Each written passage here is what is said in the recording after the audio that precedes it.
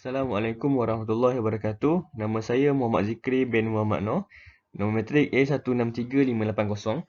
Pada hari ini saya akan membentangkan projek akhir iaitu bagi kursus LMCP 1352 Asas-asas Sains Data dalam Pengangkutan.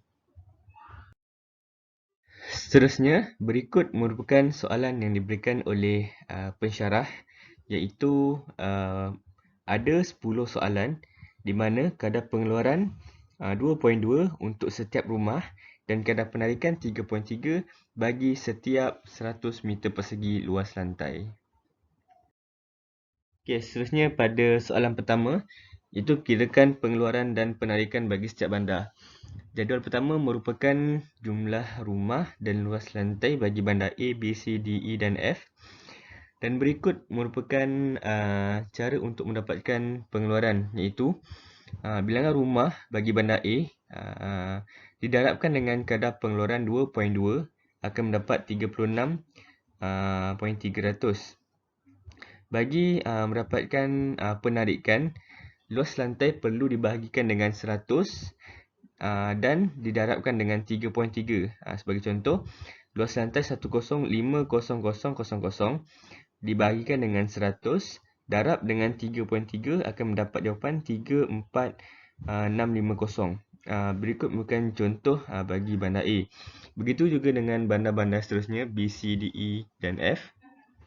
Dan jumlah keseluruhan bagi pengeluaran adalah 291500, bagi penarikan pula adalah 290070. Okay, baik. Bagi soalan kedua, jika 65% perjalanan menggunakan kereta persendirian dan purata isi kereta ialah 1.9 orang per kereta, kirakan pengeluaran dan penarikan kereta bagi setiap bandar. Baik, berikut merupakan formula bagi nilai pengeluaran dan penarikan baru iaitu pengeluaran awal atau penarikan awal darab dengan 65% darab dengan 1/1.9. Sebagai contoh, bagi bandar A, pengeluaran adalah 36,300 didarabkan dengan 65% darab 1/1.9 dan jawapannya adalah 12,418. Bagi penarikan pula, 34,650 darab dengan 65% darab dengan 1/1.9 dan jawapan bagi penarikan bandar A adalah 11,854. Begitu juga dengan bandar B, C, D, E dan F. Dan jumlah keseluruhan pengeluaran bagi keseluruhan bandar adalah 99,724. Bagi penarikan pula, jumlah keseluruhannya adalah 99,235. Okey, untuk soalan ketiga, kirakan semula pengeluaran dan penarikan supaya jumlah pengeluaran dan penarikan menjadi sama. Baik, purata pengeluaran dan penarikan adalah untuk pengeluaran 99,724 ditambahkan dengan jumlah penarikan iaitu 99,235. Kedua-duanya perlu dibahagikan dengan 2 dan akan mendapat jawapan 99,480. Okay, bagi soalan keempat, kirakan matriks perjalanan asalan tujuan. Jadual merupakan data-data yang didapati daripada soalan-soalan yang sebelum ini, di mana data bagi menegak adalah pengeluaran dan data untuk mendata adalah penarikan. Dan jumlah kedua-dua pengeluaran dan penarikan adalah sama, iaitu 99,480. Okey, bagi soalan 5, jika 70% perjalanan antara bandar menggunakan lebuh raya, kirakan semula matriks perjalanan asalan tujuan bagi kereta yang melalui lebuh raya tersebut. Jadi, kita perlu rujuk kepada soalan 2, iaitu pengeluaran asal adalah 12418 perlu didarabkan dengan 70% akan mendapat jawapan 8693 bagi bandar A, manakala penarikan juga sama iaitu perlu didarabkan dengan 70% akan mendapat jawapan 8298. Begitu juga dengan bandar-bandar yang seterusnya B, C, D, E dan F. Dan ini adalah matriks perjalanan asalan tujuan bagi kereta yang melalui lebuh raya tersebut jika 70% perjalanan antara bandar menggunakan lebuh raya. Okey, bagi mendapatkan purata pengeluaran dan penarikan, kita perlu ambil jumlah keseluruhan pengeluaran iaitu 69807 tambah dengan 69464 bahagi dengan 2 dan jawapannya adalah 69636. Okey, seterusnya kita akan mendapat matriks perjalanan asalan tujuan yang baru iaitu untuk menegak adalah pengeluaran, untuk mendatak adalah penarikan dan jumlah keseluruhan bagi kedua-dua pengeluaran dan penarikan adalah sama iaitu 69636. Okay, seterusnya umpukan pengaliran lalu lintas kereta di antara bandar-bandar bagi kedua-dua arah. Jadi jadual tersebut adalah jumlah pengaliran lalu lintas yang melalui bandar-bandar. Sebagai contoh, A ke B, jumlah pengalirannya adalah 7636. Jadi bandar A ke B akan melalui 1273. A ke C juga akan melalui bandar B iaitu 1914, begitu juga dengan D. A ke D 1825, A ke E 1411, A ke F 1213. So jawapan keseluruhannya adalah 7636 dari bandar A ke B. Dari bandar B ke C, kita akan kira jumlah sebagai contoh B ke C 2204, B ke D 2102, B ke E 1624, B ke F 1397. F ke B 1213, E ke B 1411, D ke B 1825, C ke B 1914 dan kita akan dapat jawapan 13690. Dan darjah di bawah ini adalah umpukan pengaliran lalu lintas bagi bandar A ke F dan F ke A. Baik, soalan 7. Jika kadar tol yang dikenakan sebanyak RM20 sen bagi setiap km, kirakan jumlah kutipan tol. Jadi, rajah pertama adalah cadangan lebuh raya tol iaitu bandar A ke B, B ke C, C ke D, D ke E, E ke F. Jadi, A ke B adalah 19 km dan perlu didapatkan dengan 20 sen akan mendapat bayaran RM3.80. Bagi bandar B ke C 21 km, darabkan dengan 20 sen akan dapat RM4.20. C ke D 15 km, RM3, D ke E 17 km, RM3.40. E ke F 18 km, RM3.60. Okey, baik, seterusnya adalah jumlah kutipan tol dari bandar A ke F, bandar F ke A.